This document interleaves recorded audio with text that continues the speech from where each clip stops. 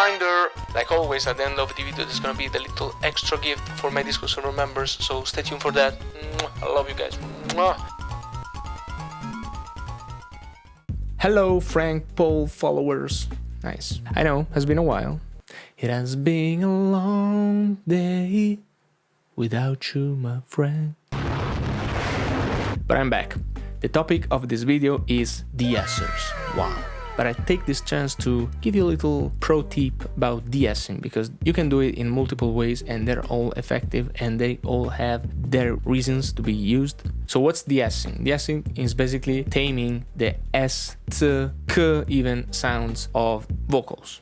But you can also apply de-essers to instrument, for example, a drum loop. It's very common to do that, and also on a whole mix. That's why de-essers are even used in mastering. But for the sake of explanation, I'm gonna just keep the vocal example. Technique number one is audio editing and volume automation. It means that you have to turn down the volume when you have an S sound, basically. And if you use a volume automation, you can also do it a little bit better, because you can let a transient of the S sound untouched and attenuate the sustain of it for a very natural and controlled result. So definitely worth doing it. Another technique is to use a compressor with a sidechain input. So when there's a S sound, the compressor will act on the whole signal based on the trigger sound, which is of course the S sound. Another way to do it is to use a multi-band compressor, 2 bands or 3 bands. And the last one, which is gonna be the technique I'm using in my patch, it's a dynamic bell or a dynamic shelf. And I'll tell you why they are my favorites. Because first of all, I do some volume automations directly to the vocal to make it sound clean. And on top of that, I use a de-esser. So I don't necessarily use a de-esser to fix a vocal. I use it more to give it a sound. But that's another topic. You can definitely use a de-esser to fix a harsh vocal. Let's get into it.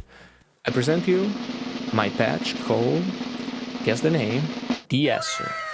Nice. My patch is very simple and very CPU efficient, which is something that I really take into consideration when I do these patches, because we all love to save CPU, right? So in the map, there's not much going on, as you can see. And look at that.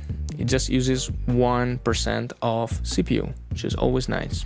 The first slider of this patch is the frequency, and you can set the frequency everywhere on the spectrum. So you can use this patch not only for de-essing a vocal, but also to tame some mud in some instrument. You can also use it on a drum loop to tame the body of the snare, for example. And you can use it with a dynamic bell like this. This is a test. Or with an ice shelf. This is a test. Of course, this is just a very obvious example for the sake of demonstration. With this other slider, you can choose to make the bell very narrow or wide, and you can also use it to adjust the Q of the high shelf. And this little square kind of suggests you that a low Q value is more suitable for a bell, and a high Q value is more suitable for an high shelf. But you can experiment with those. And you can make the de-esser slow and fast with this other slider. And instead of opening the EQs in the background like I did, you can also click monitor and focus on the area you want to affect. And that's it. And before you say, Frank, FL Studio already has a de-esser because Maximus can do de-essing, and Ulin also made de-essers in Patcher. We're gonna go through all the options that you have inside FL Studio just to compare them. So first of all, my de-esser. We also have this Ulin Intelligent De-Esser, which works very well. This is a band split type of de-esser. As you can see from the map, it's way more complicated than my de-esser, and you also use a lot of CPU. Next one, we have another Ulin patcher preset called Ulin Intelligent De-Esser Lite, which should save you a little bit of CPU, but as you can see, it's not saving much, like we are still around 6%. Next one, of course, Maximus. If you go into the presets, you can see de-essing, and there are two options, narrow band or split band. The only thing is that with this preset, you have to tweak the values a little bit. It's not as instantaneous like the patcher presets. I mean, it's a little bit difficult. I should do this. This is a test. I'm saying some S's so I can test my de-esser. Not gonna lie, a little tedious to use. In terms of CPU, Maximus is very efficient, because it just uses a little bit of CPU. It doesn't even reach 1%. So that's definitely a good thing. The Discord exclusive patch is the D-Expander. So the D-Expander is my recreation of the dimension expander from Steve Duda himself.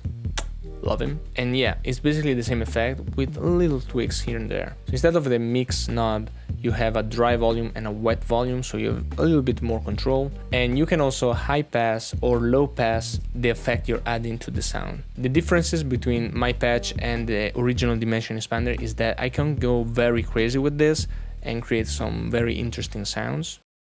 This is a test. Also, I can filter it. This is a test. I'm saying some S's so I can test my De-Esser. And also I added this tail remover because something that I don't like about this effect is that it leaves a tail, because of course it's introducing some delays, and sometimes I just want to have a stereo but very snappy sound.